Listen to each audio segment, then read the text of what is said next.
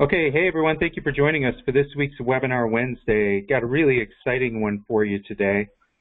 One of the cool things about being an ancillary rep is that we carry a lot of products and services, but you're able to pivot on a dime and always bring things to the doctors that are going to be relevant to them, keep them at the tip of the spear, so to speak. So I know a lot of you have done various PPE items or various tests related to COVID, but this is the first test like this that I found. It has a great reimbursement.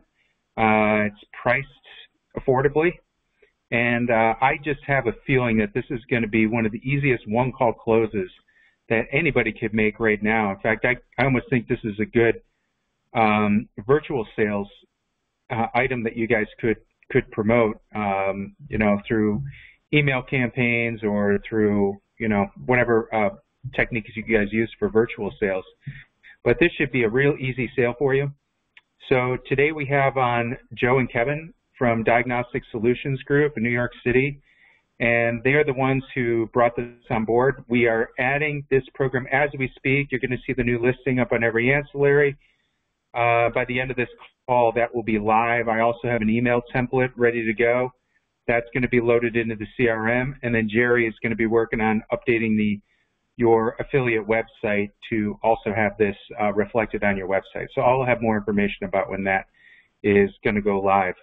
But without any further ado, I want to go ahead and introduce Joe and Kevin from Diagnostic Solutions Group. So guys, take it away. The floor is yours. Thanks. Is our video working or no?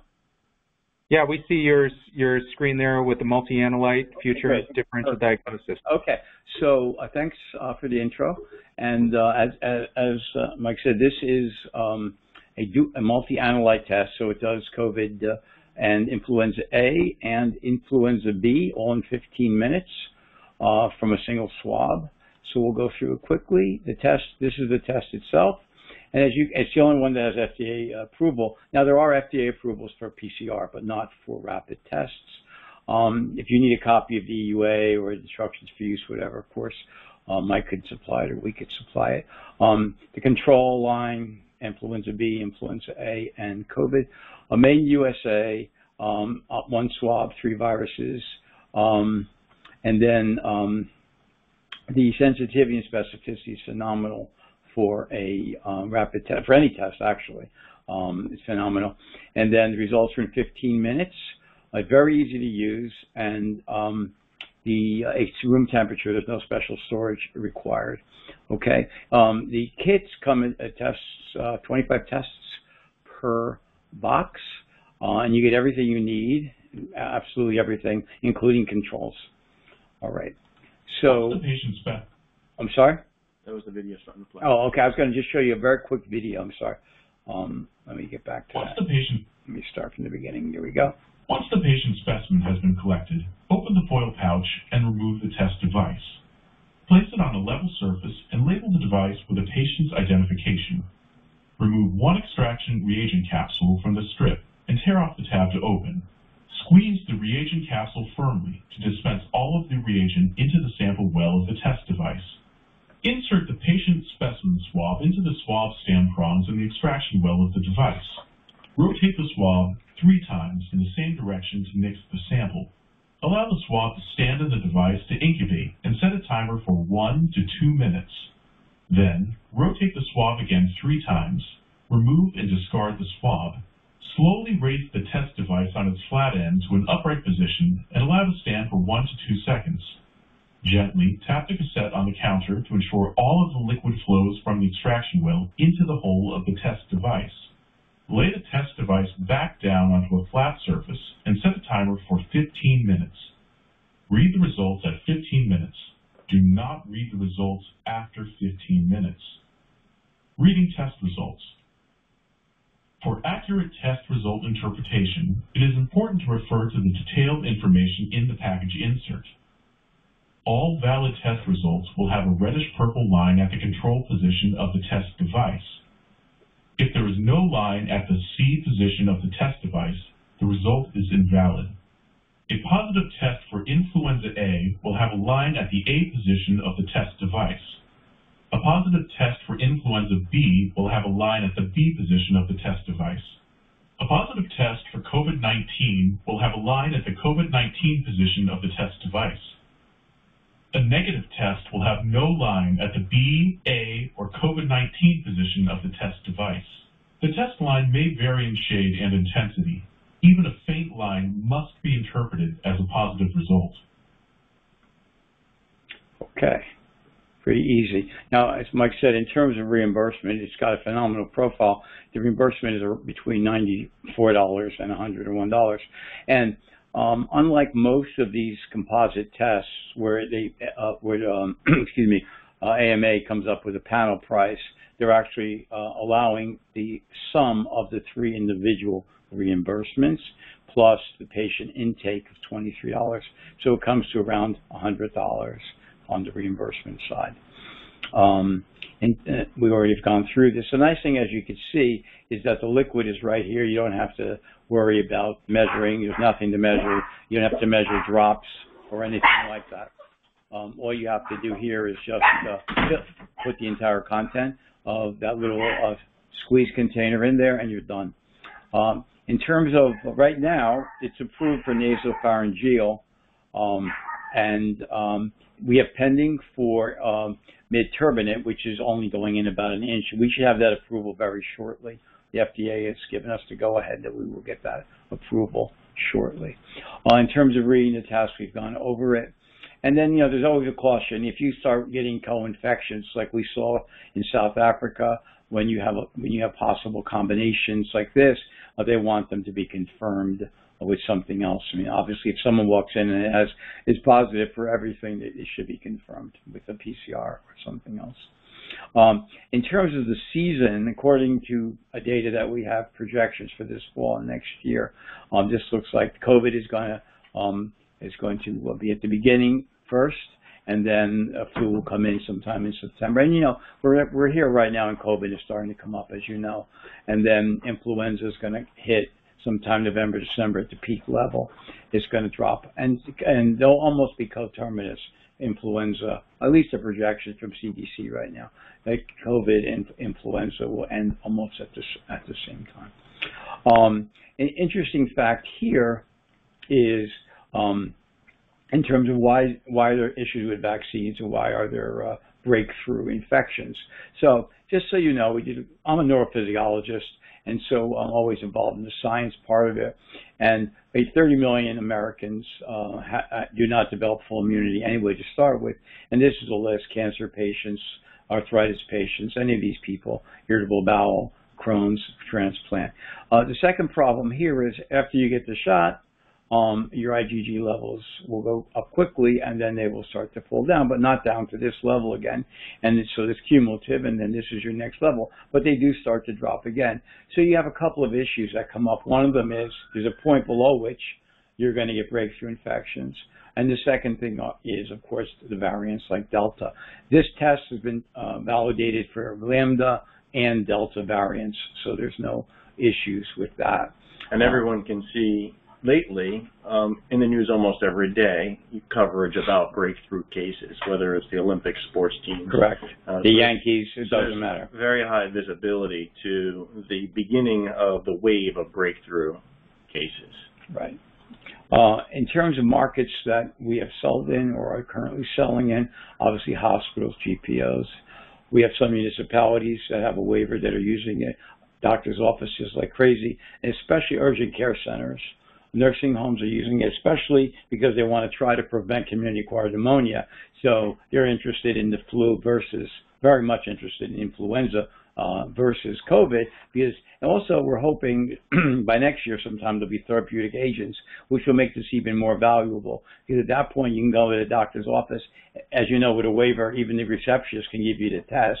And then at that point, by the time you see the doctor, he can prescribe or she can prescribe Tamiflu or some monoclonal, whatever it's going to be, and they can be one step ahead of themselves. Also, we're getting a lot of activity now with entertainment travel and places like that, larger restaurant chains and schools and universities. So in terms of Packouts, there are 25 tests in a case, and there's 375 cases in a pallet, and there's 6,750 tests in a pallet. And then in terms of the lead times, any order under let's say under 1,000 to make it easy, will be immediate, and after that there'll be a lead time to get it into production, because the demand is starting to go really high now, and that's why we want to get these orders in early to get this taken care of here.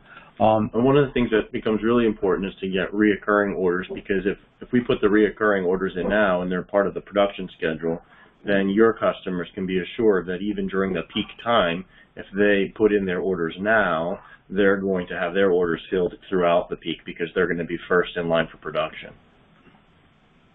Yes, I have we have several standing orders where we actually have people putting in an order for 4,000 a month during the flu season now, and there's a whole process for that. So if anybody's interested in that, then they can get immediate delivery. But if they put the order in now and they say on a certain date for the next 4 to 5, 6 months, whatever it's going to be, that they want to get a certain quantity. And we also have the ability to do ad hoc and adjustments. So if they need more now and less later or whatever, we can move them around as long as they stay within the parameters of the order. In terms of pricing, the tests, the actual minimum order quantity now is extremely small. We'll get into it's only 100 tests. I should have told you there's a promotion going on. I'm sorry, between July 1 and September 20th, September 30th, and these prices here are all related to the promotion. After the promotion, the prices are expected to go up, but we don't know exactly what's going to happen based on the demand curve for the product. So the minimum order quantity is 100 tests, which is 4 kits at 25 each. FOB is out of New Jersey. Payments are usually done by automated clearinghouse. If you have a small order and they want to process it, we have e-commerce online. If you need it for credit card, we prefer not to. The terms of 50% payment with the order and 50% balance on the ship date. But if you have a standing order and they want to do it that way, we have a different way of doing that, and we will definitely set that up on a special basis for your customers. And then the way the entire model works is that we set the base price, and then you sell it whatever you want to or feel that the market will bear over the base price, and we're calling that the rep margin. So the MSRP, of course, on these things is always high, but just so you know, that's the stated MSRP. Right now, during the promotion, the base price is $13.25 a test. And don't forget, you can mark that up whatever you want, but let's say you go out with $18, whatever, they're still going to be able to reimburse $100 against that. So you still got they still have $22 in there. I mean, $82. I'm sorry, I'm a little tired. Yep. In there. And their incremental cost, if they're doing COVID only or flu only, is significantly below their incremental reimbursement that they get from doing this combo test. So, oh yeah, essentially, it's a free upgrade beyond a free upgrade for them. Correct. And then we also have 2 more incentives right now, because one of the things that we're trying to do is encourage people to get into this quickly now before flu season hits. As soon as flu season hits, we know what's going to happen. Last year, we didn't have the COVID one. We had just the influenza one, and the demand was outrageous during that period. Even though we were in the pandemic, it was still outrageous. And the year before that, when there was no flu, we actually had a back order. It was just such a high demand on this test. So I want to make sure that the idea of the promotion now is to get people in now and get them as established customers, and then get some kind of a production schedule for them. So we're going to give $1,000 for each new customer that orders a minimum of 1,000 tests.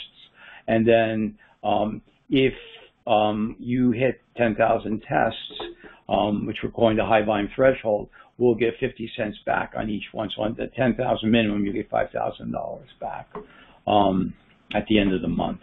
So your compensation would be 1,000 plus this if you hit the target, plus anything over the $13.25. And we're seeing the market right now is between $15 and $20. 15 is really an outlier. Usually it's closer to $20. Correct. And we're already seeing that start to go up as several of the tests on the market are having problems detecting Delta.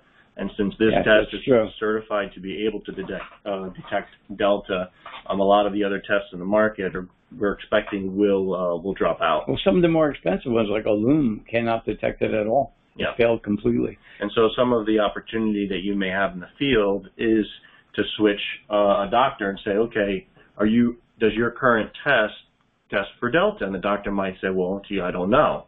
Well, here's an opportunity to guarantee that you can detect Delta and potentially upgrade and get flu A and B at the same time, which is much more sensible in this upcoming wave. Correct. And then, so in terms of the SOPs, now you as a rep, you just log in. And then if it's a new customer, you have to set them up as a customer. But if it's an established customer, you'll have a list of just your reps, of your customers, and then you can just pick the customers and everything in the background is set up. And then you have the opportunity to change the shipping if they want, but if not, you don't have to enter anything else. And then you'll enter the quantity and the unit selling price that you're selling it at, so we can deduct that from the base cost and figure out your margin, which is right there. Okay, rep margin right there. And then the other thing that's important about registering the customer is it links the customer permanently to you. Right, the customer will be exclusively aligned. So if anybody else tries to muscle their way in, they're not going to. There's a one-to-one relationship. It's not one-to-many. Exactly. So you will own that customer, provided there's activity with the customer during, I think it's a 3-month period. Whatever. I don't have all those details. We have to check with our order department. But yes, something like that. But if we don't have activity now, we're never going to have it. This is when flu season starts. Of course. So I'm not so concerned. As I said, up to 625 or 1,000, they'll ship immediately, and over that. And we can shorten this. The question is, we just need to get some kind of a cadence or something going. As I said, 50% ACH. I'm receiving the invoice goes out automatically from when you put the order in, so it'll go out within a few minutes after the order goes in, and then it'll show the 50% due now and the 50%, and we'll have a projected ship date in there, and then we'll actually the system will send out an email on the actual ship date. The manufacturer will let us know the actual ship date of the order. So as I said, this is a no commission model, meaning that anything above the base price you keep. And then at the end of each month, we reconcile. And so the margin plus any new customer bonuses plus the high volume rebate is paid out once a month. And then, of course, we file a 1099 annually for you. And that's the contact info. Mike, if anybody has any questions or wants to discuss anything. A bunch. We got a bunch. So I don't unmute because it's okay. It's a little chaotic, so I'm just going to give you all the questions. I got about 8 of them so far that have been texted or typed in. Great. This is so first one, last one that just came in. Just to clarify, this is EUA, right? This is not full FDA. EUA, but just to clarify, we have filed for a 510K because we work very closely with the FDA, and we know one day the emergency authorization is going to go away, declaration is going to go away, and most of the other tests are going to drop out. But this one, we will have a 510K by the time the declaration is over, so we can continue this. Okay, how about shipping international? I've had a couple questions about that.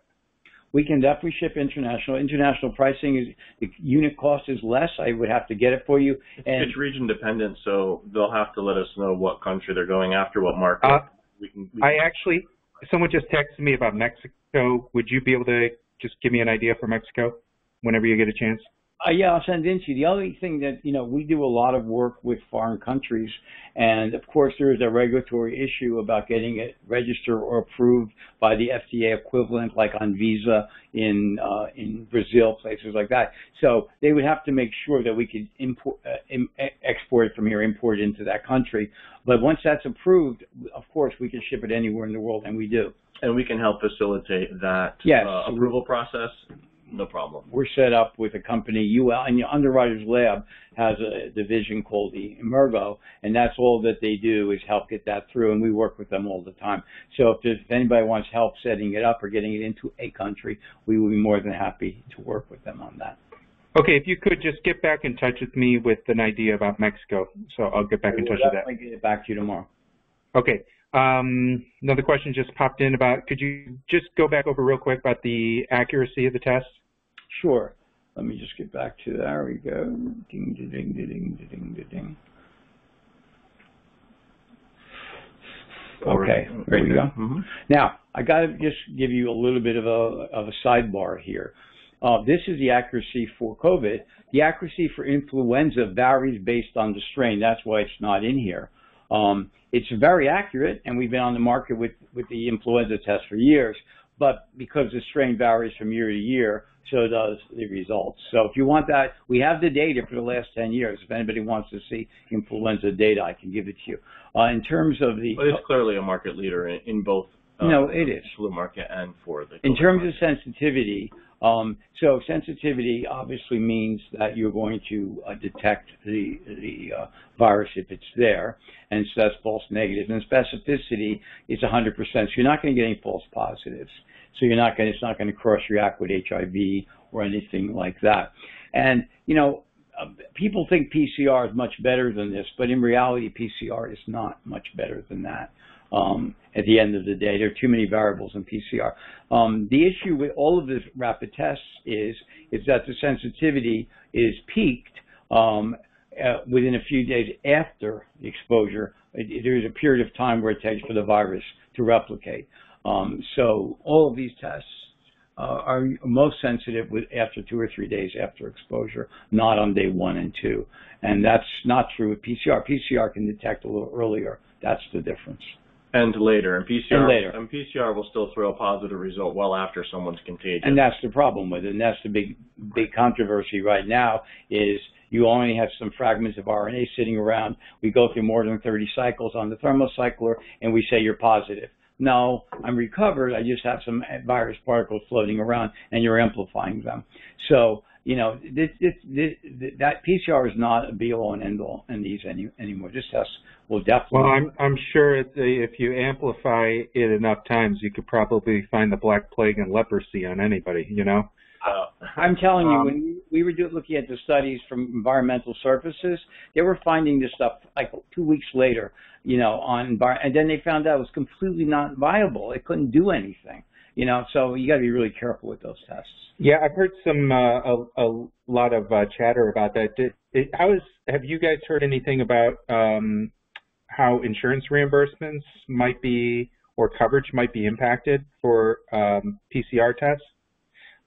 Well, as far as I know right now, we work with a company called CodeMap. They're the #1 consultants to Pfizer and everybody else on CPT coding. And they said that the PCR tests with the bonus for speed will continue for 2 more years. Now, if you've heard anything else, I'll get right back to CodeMap and ask them. I haven't heard anything. Have you heard something? Yeah, I had heard that they're... Well, I mean, if you look at this test, you have the flu portion. This is nothing new to a practice. I mean, testing antigens is the gold standard, is it not, for flu in years past? They're all antigen-based tests. Nobody wants antibodies because there's a lag on the antibodies.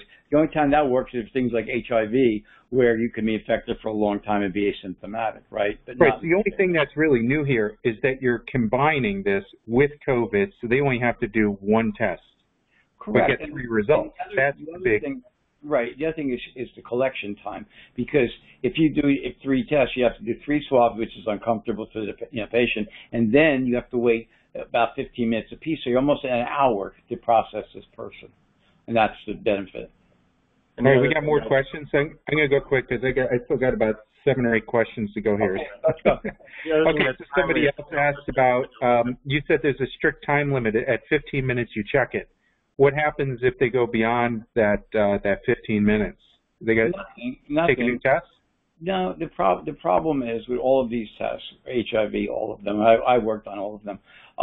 The problem is that after, let's say, 30 minutes to an hour, you can get false reads because the dyes saturate and you start to see faint lines coming in where there shouldn't be. So they just want to cover their bases and make sure that you read it on time. You know, 20 minutes is not going to matter. But I can tell you stories where people have gone to lunch and come back and said, "Oh my God, I'm HIV positive." And I said, "Do the test again," and you know it was fine. So I mean, you can't wait more than 20, 25 minutes. Who did they meet for lunch? They can just use a new test. Yeah, just do a new test. That's all. Okay. Cleon asked here, he said a lot of the schools, municipalities, which I don't even know if this is your market, because this is not a over-the-counter test, Cleon. This is a point-of-care test. No, but you see what we by a found, medical professional. just so you know, schools and nursing homes, 80% increase in waivers for schools and nursing homes since COVID. They just got the waivers put in place. Because they're all doing testing there right, anyway. and so they have them now. It's not saying take advantage of them. That's they're able to waive Cleon's question is, he said that when you're dealing with these municipalities, public sector municipalities, that they're looking for only approved tests or approved products. How are you getting around that? Well, EUA is the last letter is authorized. That's what the A stands for. What's the question? There is no test on the market that's more approved than this one.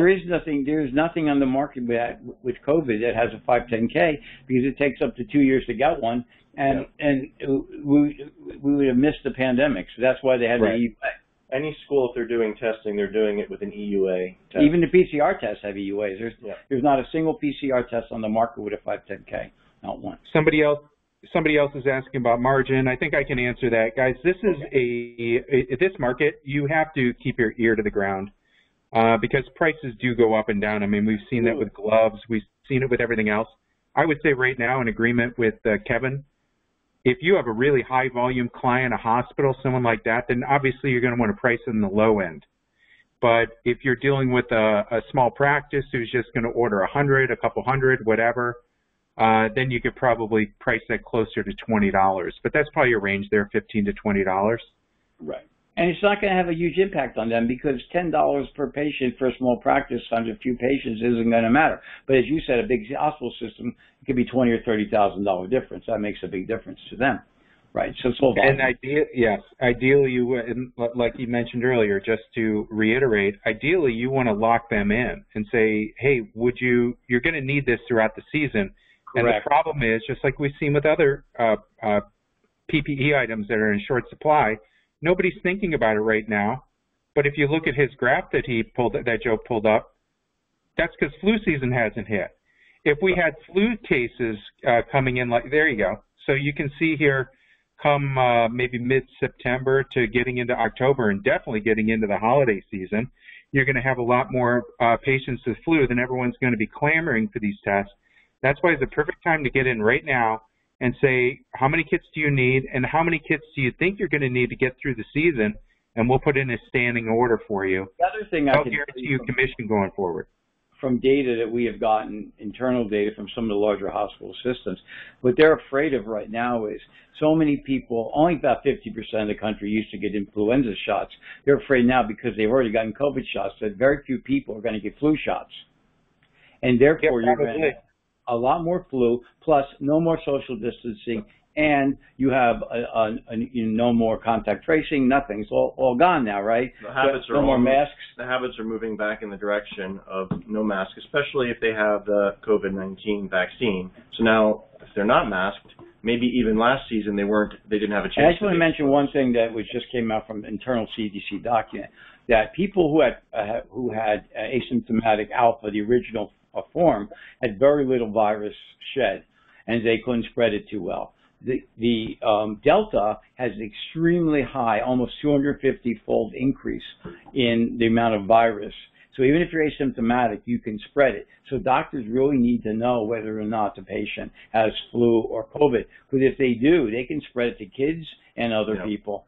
So it's not a joke. Oh, even vaccinated individuals that are exposed to Delta, it Correct. Came out, I think, that's why you have breakthrough. Are able to infect other people. Correct.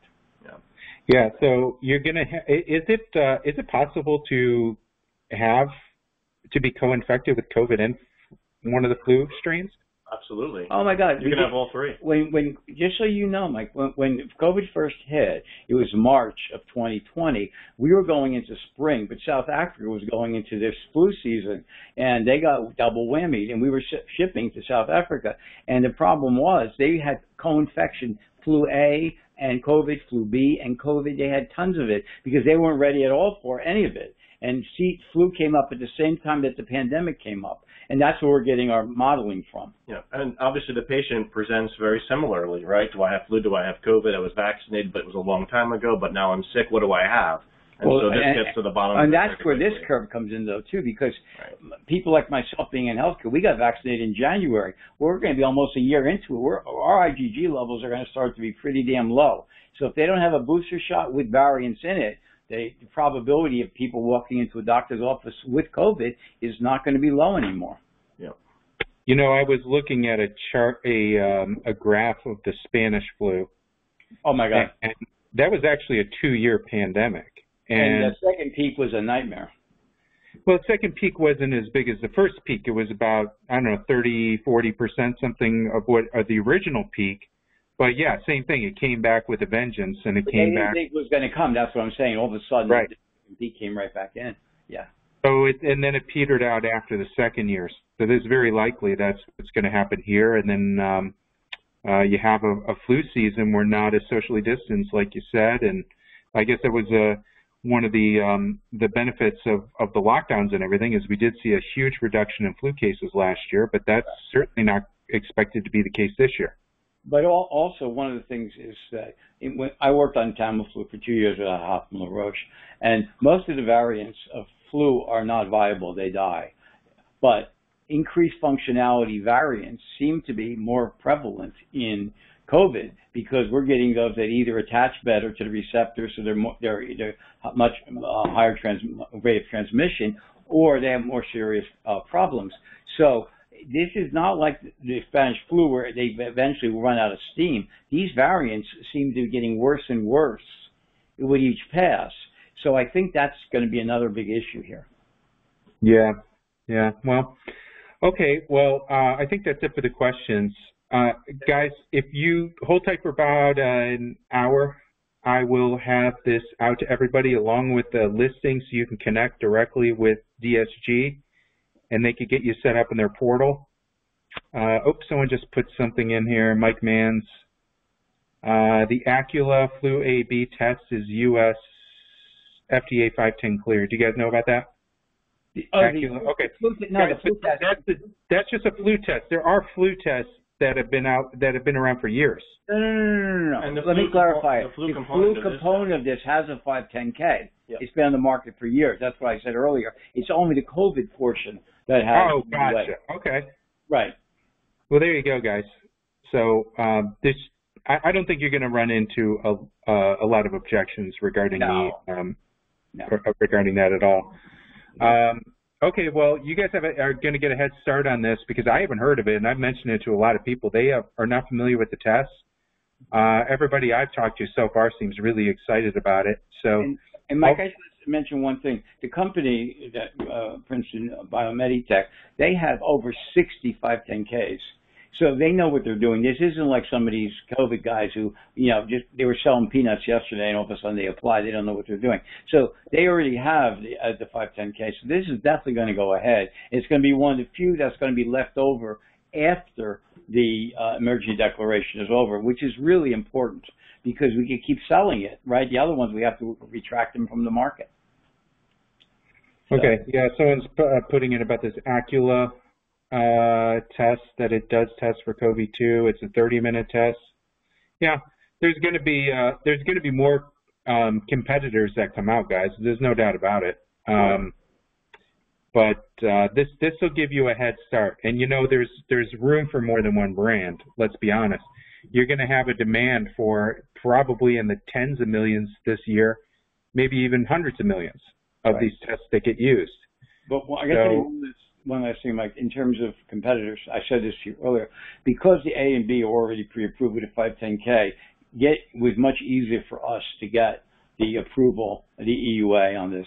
If you're starting from scratch and you have to show influenza A, B data and COVID, it's a huge project. I'm just mentioning it. So a lot of these smaller entry guys from Asia are not going to be able to pull that off. Or they require a device. Or they require a device to read it, right? Or they're not able to detect Delta, which is already, we're seeing that with a lot. We're in a very advantageous position because the A and B is already approved. So when we went in, the FDA didn't ask any questions on that. They just asked questions on COVID. Perfect. Okay, guys, I will have something out within an hour with the listing. We have, like I said, we have an email template that is going to be loaded up in your CRM, so you can blast this out to all your practices. And I'll have all of Joe's and Kevin's contact information. So just feel free to reach out to them or us. Anytime, yep. And we have WhatsApp. If you need anything, and they're ready to take orders right now. So. And we love WhatsApp. So, I mean, if you guys want to actually communicate through messaging and send pictures, whatever you want, WhatsApp is really the best for us. I'll put that in your portal. I'll update that. I'm writing that down. Okay, perfect. Okay, thanks so much. Okay, guys. thanks, guys. All righty. Bye.